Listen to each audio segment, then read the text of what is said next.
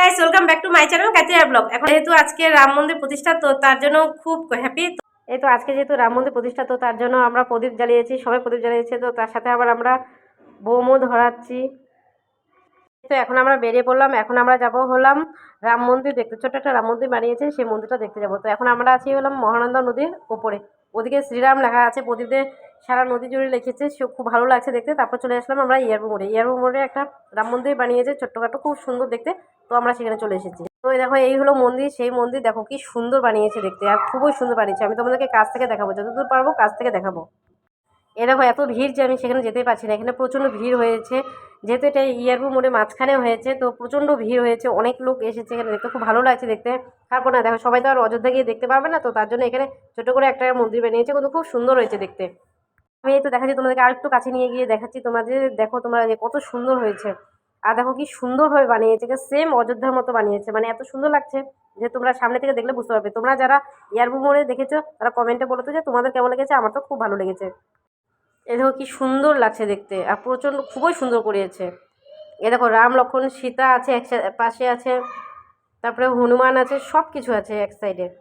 এ দেখো খুব সুন্দর বানিয়েছে। আমি তোমাদেরকে হয়তো বা পুরোপুরি দেখাতে পারছি না ভালো করে, কারণ এতটা ভিড় যে আমি তোমাদেরকে ঠিকঠাক দেখাতেও পারছি না। দেখো তোমাদেরকে দেখাচ্ছি বাইরে ভিড়টা, কত ভিড়।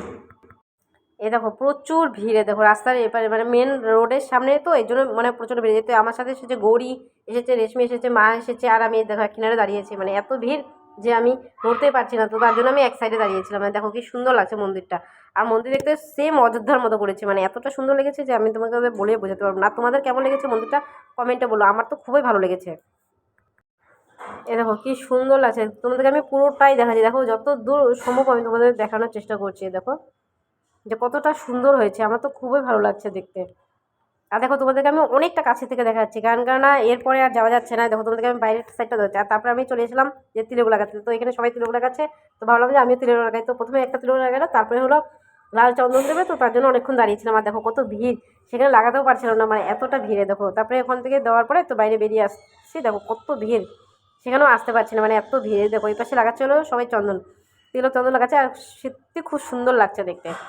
এ দেখো তারপরে কোনো রকমে দিলাম, তারপর দেওয়ার পর বেরোলাম। তো গৌরী লাগিয়েছে, এদিকে রেশমি লাগিয়েছে, এদিকে আমি লেগেছি, কিন্তু মা এত ভিড় ছিল বলে মা ভিতরে যেতে পারেনি, তাই লাগাতে পারিনি। তো তারপরে সেখানে দেখা হয়ে গেলো, তারপরে এখান থেকে চলে আসলাম। তারপরে এই তো দেখো সব মন্দির, যে কোনো মন্দির আজকে খুব সুন্দর সাজিয়েছে। দেখো কি সুন্দর প্রদীপ দিয়ে ধরিয়েছে সব জায়গায়। তারপরে দেখো যার সময় তোমাদেরকে এই মন্দিরটা দেখিয়েছিলাম, তো ভাবলাম যে না আসার পথে একটু এই মন্দিরে ঢুকবো। তো এই মন্দিরে ঢুকলাম। এই মন্দিরে ঢোকার অনেকদিন থেকে ইচ্ছা ছিল, তো ঢোকা হবে হবে বলে হয় না, তো আজকে যাই হোক কোনোভাবে হয়ে গেল। তো এই দেখো এই তো এখন আমরা মন্দিরে উঠছি। এ দেখো কি সুন্দর লাগছে, আর এই মন্দিরটা খুব সুন্দর সাজিয়েছে। যে কোনো মন্দির আজকে খুব সুন্দর সাজিয়েছে। যেখানে রাম কোন সীতার মন্দির আছে সেখানে সব জায়গায় দেখো বাইরে খুব সুন্দর প্রদীপ ধরিয়েছে, প্রচুর প্রদীপ এখানে ধরানো ছিল, কিন্তু আমরা আস্তে আস্তে নেমে গেছে। যাওয়ার সময় দেখেছিলাম যে প্রদীপ ধরানো ছিল। তো এই দেখো এখন এই যে আমার ছোটো পাপাটা, এই দেখো আগে আগে চলে যাচ্ছে। দেখো ও গিয়ে এখানে প্রণাম করছে, তো ও দেখছে যে কী সুন্দর। দেখো এই মন্দিরটা খুবই সুন্দর। বাইরে থেকে অনেকদিন থেকে ভাবছি যে দেখবো দেখবো, তো মন্দিরটা নতুন হয়েছে, কয়েক বছর হবে হয়তো বা, তো যাবো যাবো কিন্তু যাওয়া হয়ে ওঠে না। তারপরে ভাবলাম যে না আজকে যেতেই হবে মন্দিরে। তো সবাই ছিলাম, আমরা একসাথে ছিলাম, হলো আমি ছিলাম, মা ছিল, বাবা ছিল, ভাই ছিল, ভাই বউ ওরা মানে অন্য গাড়িতে ছিল, আমরা অন্য গাড়িতে ছিলাম, যেহেতু আমরা আবার টোটোতে এসেছি এর জন্য। এ দেখো কী সুন্দর আছে, আমি তোমাদের পুরোটাই দেখাচ্ছি, তারপরে আবার পুরোটা দেখাচ্ছি। এই দেখো এই তো এই দেখো কী সুন্দর। আর এখানে সবাইকে প্রসাদও দিচ্ছে, আর তিলকও লাগিয়ে দিচ্ছে। যেহেতু আমাদের তিলক লাগানো ছিল, তো আমাদেরকে লাগায়নি, ওখানে শুধু মাকে লাগিয়েছে। তারপরে আমার সাথে ভাগনা গেছে, ভাস্তা গেছে, তো ওদের সবাইকে লাগিয়ে দিচ্ছে তিলক। তো আমি ওখানে সামনে দাঁড়িয়েছিলাম এমনি যে দেখি, কারণ কত সুন্দর লাগছে দেখতে এই জায়গাটা। তারপরে দেখো কিছু হয়েছে, মাও এদিকে লাগাচ্ছে, কারণ মাও ভিতরে যায়নি, ওখানে লাগায়নি, তো তার জন্য এখানে সবাইকে লাগিয়ে দিচ্ছিলো। তো ভালো লাগছে দেখতে, খারাপও লাগছে না। আর দেখো কি সুন্দর লাগছে দেখতে প্রতিমা, আমার তো খুবই ভালো লাগছে। তোমার কমেন্টে বলে যে তোমাদের কেমন লাগছে।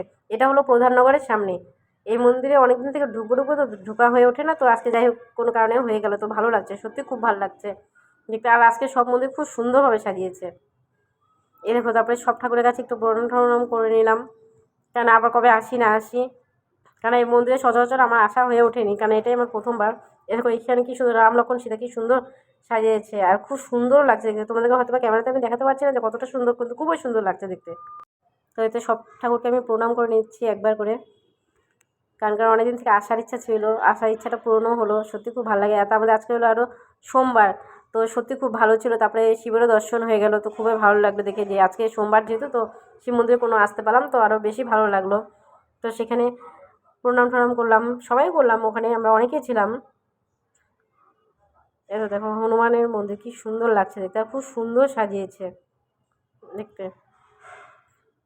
আর এখানে খুব একটা ভিড় ছিল না, যদিও বা মেন রোডের সাইডে ছিল, খুব একটা ভিড় ছিল না। আর এদিকে দেখো রাধাকৃষ্ণ কি সুন্দর লাগছে, তোমাদেরকে আমি হয়তো বা দেখাতে পারছি না খুব ভালো করে, কিন্তু খুবই সুন্দর লাগছে দেখতে।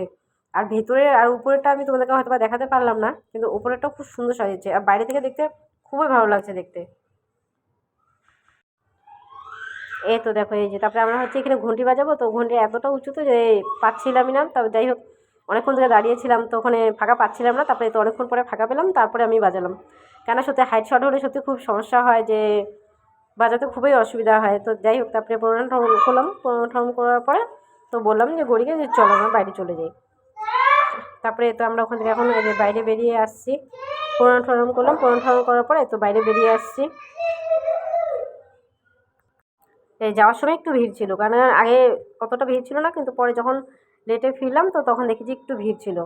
তো ওখান থেকে নামলাম, দেখো আর মন্দিরটা কি সুন্দর। তারপরে তো আমরা গাড়িতে এখন উঠে বসলাম। আর তোমাদের যদি ভিডিওটি ভালো লেগে থাকে তো অবশ্যই লাইক কমেন্ট শেয়ার সাবস্ক্রাইব করো। এরপরে দেখা হচ্ছে নেক্সট ভিডিওতে। Tata bye bye.